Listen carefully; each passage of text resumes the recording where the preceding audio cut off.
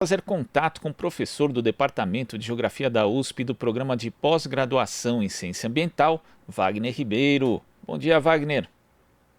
Bom dia, Glauco. Bom dia quem nos acompanha. Wagner, a gente acompanhava aqui há pouco a reportagem do Danilo Rensober falando do desmonte do Ministério do Meio Ambiente, na verdade, toda a estrutura do meio ambiente aqui no Brasil, e os impactos a gente vê pelos números que são divulgados. No dia 30 de julho, a Amazônia registrou um recorde de 1.007 focos de calor em um único dia, o número mais alto registrado no mês de julho desde 2005. Nesse mesmo dia, no ano passado, foram 406 focos, ou seja, menos da metade. Como é que você analisa esse dado, Wagner, e também o desmonte, de uma forma geral, na estrutura do meio ambiente aqui no Brasil? Veja, Glauco, com muita preocupação, né, e concordando plenamente, tanto como dizia aí a Adriana Ramos, a Manu Ribeiro, que são aí grandes companheiras de luta de muitos anos pelas questões ambientais do Brasil. E é preciso, inclusive, Glauco, ir além, né, do que foi comentado nessa matéria e começar também a avaliar a relevância de ter o Exército envolvido da forma como está nessas ações, né? Eu tenho a impressão que o Exército não deve estar muito satisfeito com o resultado, tanto no campo ambiental, quanto também no campo da saúde, né? Isso, inclusive, pode, de certa maneira, afetar a credibilidade dessa importante instituição no Brasil. Não que o Exército não deva participar, tanto na saúde quanto no meio ambiente, mas a maneira pela qual eles estão atuando, ela está se mostrando absolutamente ineficiente, né?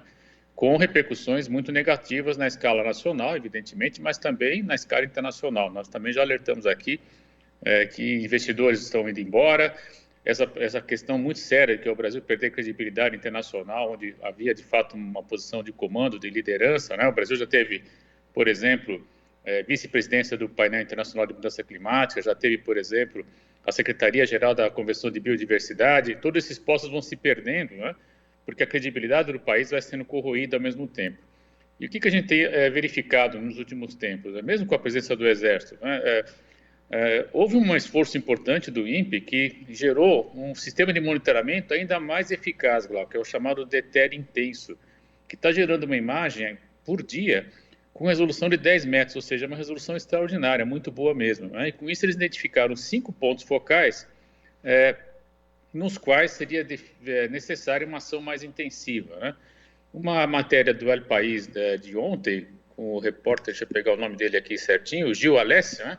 Ele mostra claramente que diversos técnicos, inclusive de maneira anônima, né, dos órgãos ambientais, estão se sentindo constrangidos, porque em vez de chegar a esses focos, né, que são detectados pelo INPE, o Exército está tomando ações de outra natureza. Aliás, ações bem propícias ao Exército, que é fiscalizar o território, que é justamente identificar circulação de materiais que estão circulando de maneira irregular.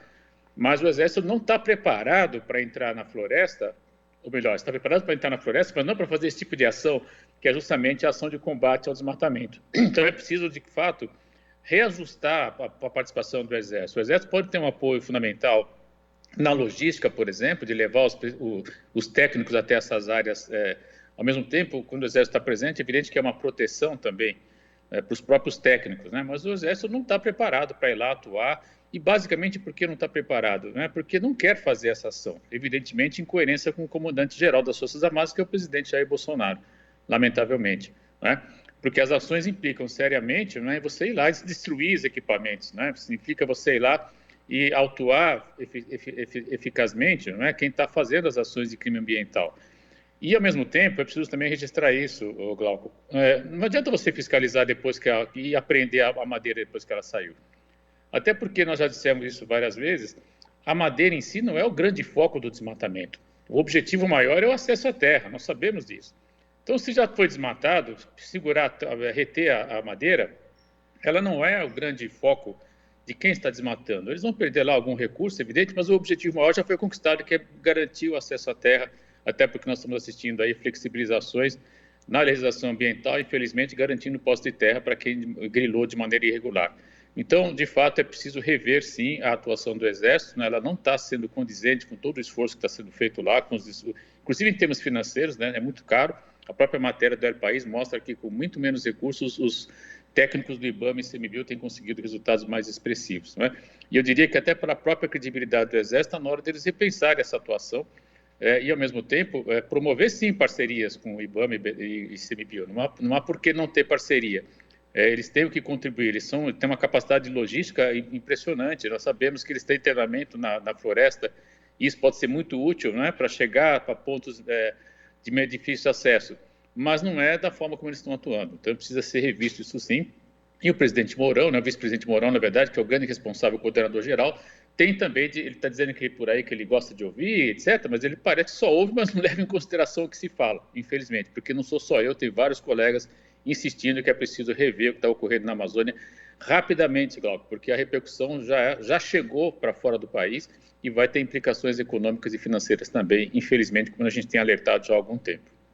E quando você fala da participação dos militares, Wagner, nós temos a presença de diversos deles ali na própria estrutura agora do Ministério do Meio Ambiente e também agindo por meio da GLO, né, as operações de garantia de lei e da ordem. Só que ao que parece, Wagner, e isso é corroborado pelo que você diz, não existe ali uma integração, não existe um aproveitamento do conhecimento e do acúmulo de dados, aliás, que vem de muito tempo no governo ali a respeito da situação do desmatamento, das queimadas, enfim, da própria questão da fiscalização, né, do meio ambiente. Não existe essa integração na prática entre ciência e aquilo e a própria atuação do Exército, Wagner.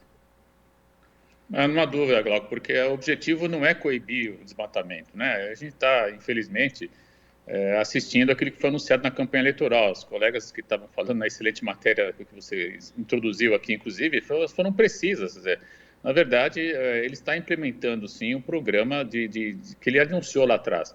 Ele só não acabou com o Ministério do Meio Ambiente porque ele sabe, né, que diversos organismos internacionais exigem o Ministério do Meio Ambiente no país para poder, enfim, permitir o acesso a recursos, né? Nós, inclusive, falamos isso logo no começo do governo, não sei se você se recorda, uma das colunas lá no janeiro do ano passado, que falou, vai manter, vai manter. Não, ele vai ter que manter, porque se não tiver o Ministério do Meio Ambiente, não vai ter recurso no Brasil. Então, ele foi lá, como se diz por aí, né, um não ministro, alguém que não está afeito à preservação ambiental.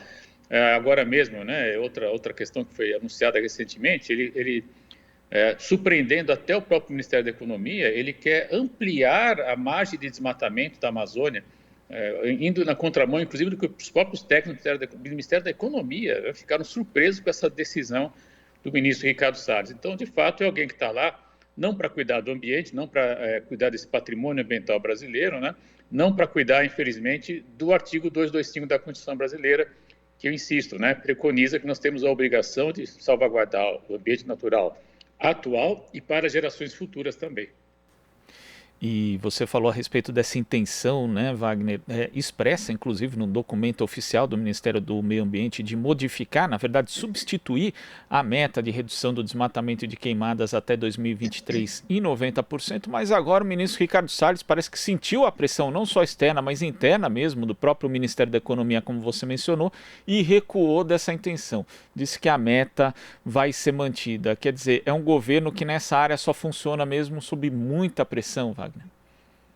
Na verdade, é a famosa teoria do bode, né? A gente põe o bode na sala, depois tira o bode e parece que o resto está tudo bem. Não, eu sou um cara bacana, eu até escutei, vi as pressões, etc. Mas quando a gente olha na essência, né, o combate ao desmatamento ele é irrisório, ele é pouco eficaz, né? Ele tem insistido numa pauta que é importante, uma pauta de qualidade ambiental em cidades, nós sabemos que isso é relevante, mas ele não pode fazer de conta que não existe Amazônia, que não existe Pantanal, Cerrado, enfim, todo esse vasto e importantíssimo patrimônio ambiental brasileiro que está aí hoje, sem dúvida, ameaçado, gerando repercussões internas gravíssimas, né? A gente tem comentado na perda de serviços ambientais e também na diminuição da credibilidade do país, onde nós tínhamos aí uma posição de liderança, diversos fóruns multilaterais, tudo isso se perdendo, né?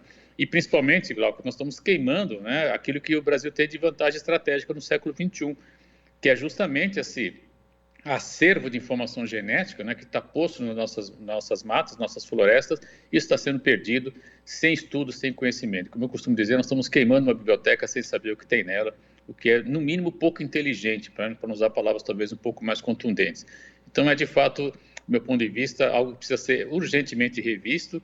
E eu espero, né, que os militares que estão lá, a gente sabe que tem militares que pensam de maneira bem diferente, mas como é uma hierarquia, né, e eles são obrigados, pela hierarquia e com o princípio da disciplina, que são formas que eles atuam, muitas vezes a não questionar também essas ações. Né? Mas existe gente, inclusive entre os militares, que tem uma capacidade de análise bem diferente do que está sendo implementado e que eu imagino deve estar com muita inquietação de estar tendo que tomar essas ações. Né? Eu gostaria, inclusive, que eles viessem a público de alguma forma, enfim, para que a gente possa, inclusive, como você bem disse, né, fazer uma forma de colaboração entre ciência, os próprios técnicos e as Forças Armadas e pensarmos rapidamente uma ação que está indo além do governo Bolsonaro. Eu preciso deixar isso claro para a sociedade brasileira, sabe, Glauco? Está chegando num ponto tal que pode comprometer o país no curto e médio prazo. Então, nós temos que, de fato, fazer um esforço urgente, né, de remendar, de alguma maneira, tudo isso que está sendo feito de maneira muito desorganizada, descoordenada e com repercussão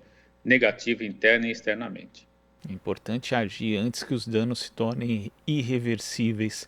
Wagner, muito obrigado pela sua participação aqui no Jornal Brasil Atual. Até a próxima. Até a próxima, Glauco. Conversamos aqui com o professor do Departamento de Geografia da USP, do Programa de Pós-Graduação em Ciência Ambiental, Wagner Ribeiro. Você está ouvindo Jornal Brasil Atual. As notícias que os outros não dão.